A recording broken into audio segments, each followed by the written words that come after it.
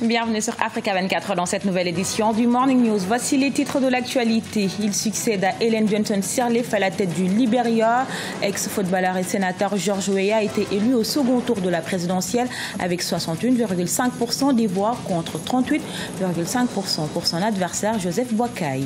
Au Burkina Faso, une crise secoue l'éducation nationale et supérieure ces dernières semaines. 23 points de revendication sont contenus dans la plateforme de la coordination nationale des syndicats de l'éducation. Et il est la révélation de la musique hip-hop 2017 au Niger. Artiste engagé Issoufou Omarou Moubarak dit Barakina entend promouvoir le trap, un nouveau style de hip-hop dans son pays. Fin du suspense au Libéria. Les premiers résultats du second tour de l'élection présidentielle sont désormais connus. L'ex-star du football et sénateur George Weah a été largement élu président. Le successeur d'Ellen Johnson Sirleaf a été plébiscité avec 61,5% des voix contre 38,5% au vice-président Joseph Boakai selon des résultats quasi définitifs de la Commission électorale nationale après dépouillement de 98,1% des suffrages. Qui est le nouvel homme fort du Libéria? Élément de réponse avec Ibrahima Djumaba.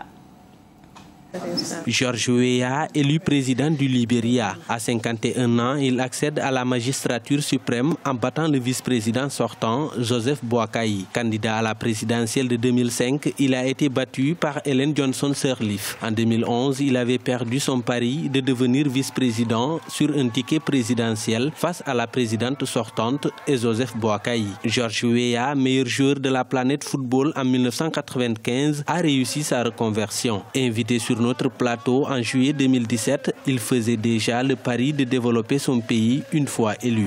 Après le football, j'ai continué à travailler. Je suis rendu au service du peuple libérien et pendant la guerre, j'étais là. J'étais entre le terrain et dans le camp réfugié et dans le pays. J'étais un avocat pour le pays. J'étais là pour la restauration de paix dans mon pays.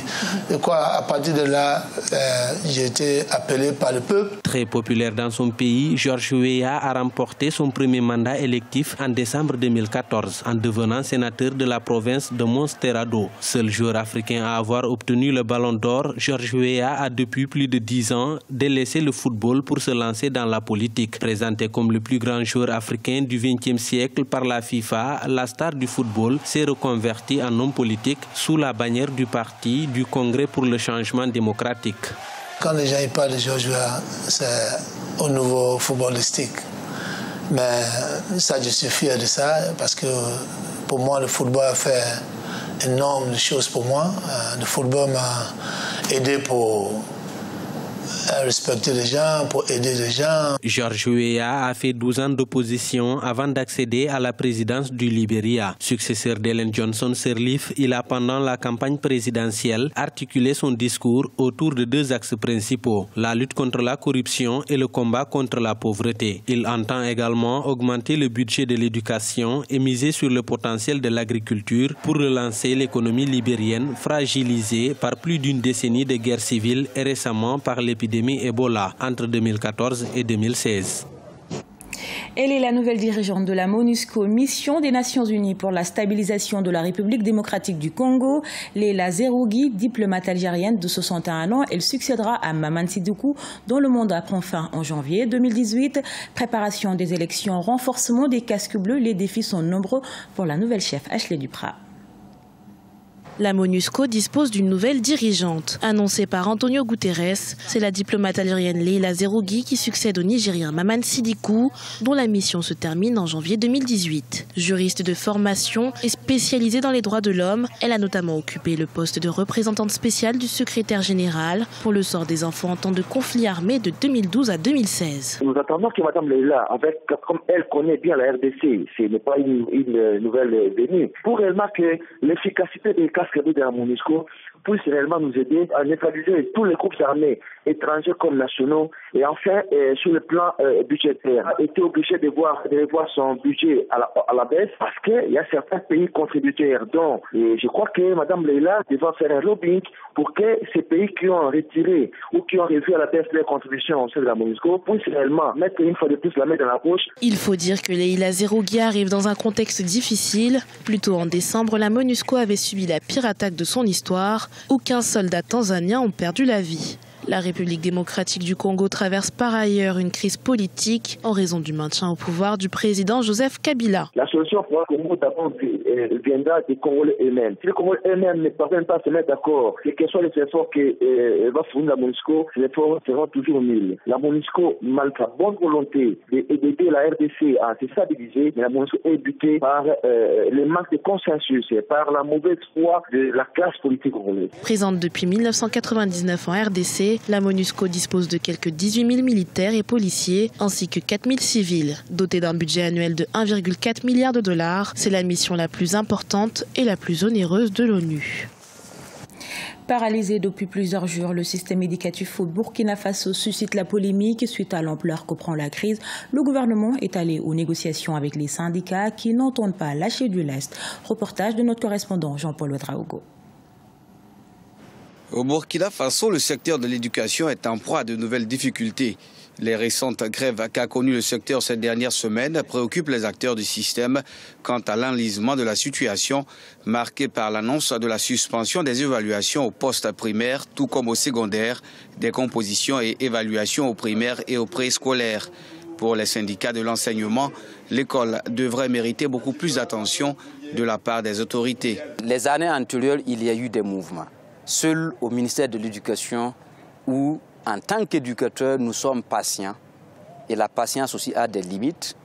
Et comme il faut aussi essayer de trouver une éducation avec des agents motivés au travail, c'est bien vrai que le salaire seul ne permet pas à l'homme de réaliser tous ces projets, mais il faut être motivé pour pouvoir produire. Une éducation certes ternie par les nombreuses réformes en attente depuis le 9 novembre 2017, date du premier préavis de grève adressé au chef de l'État. Mais du côté du gouvernement, l'on affirme être attentif aux revendications, aussi bien celles des scolaires que du corps enseignant. Pour rappel, 23 points de revendication sont contenus dans la plateforme de la Coordination nationale des syndicats de l'éducation. Il s'agit entre autres de la valorisation du statut de l'enseignant, de l'amélioration de l'accès à l'éducation et des conditions de travail pour une efficacité du système éducatif.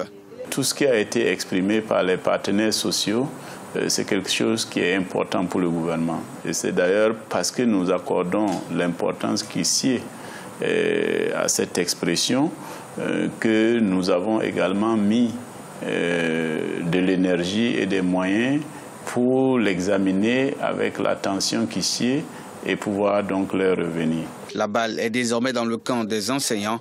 Toutefois, les autorités restent convaincues du bien fondé des revendications en cours et le ministre en charge de l'éducation dit multiplier les efforts afin de mettre un terme à la crise dès la reprise des cours prévue le 4 janvier 2018. Barakina, de son vrai nom Issoufou Oumarou Moubarak, est la révélation 2017 dans la musique, notamment hip-hop au Niger.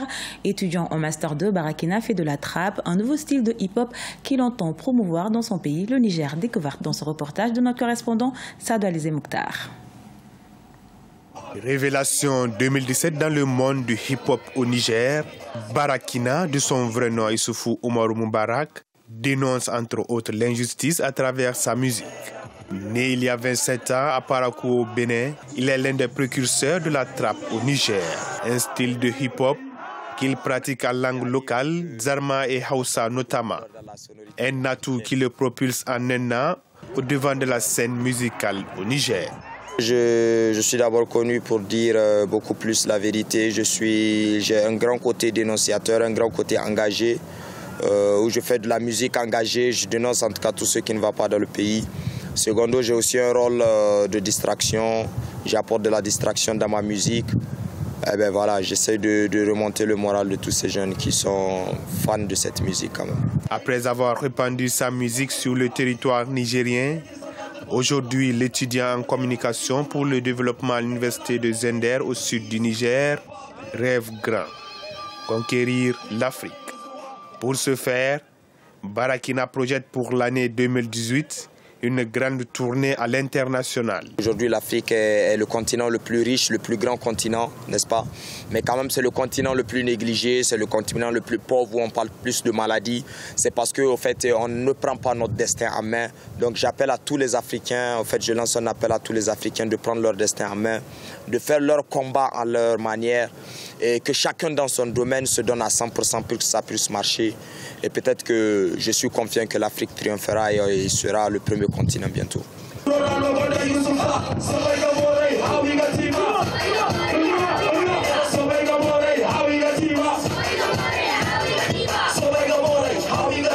Barakina a commencé sa carrière au sein du groupe Suruwang de 2003 à 2009 et Wali Jam de 2013 à janvier 2016. Aujourd'hui, l'artiste évolue en solo et a un album de 11 titres intitulé Keibako Wabaneba, sorti en mars 2017. Ce journal a été réalisé par l'ensemble de la rédaction. Merci pour votre fidélité. Dans un instant, une nouvelle édition de l'actualité sur Africa 24.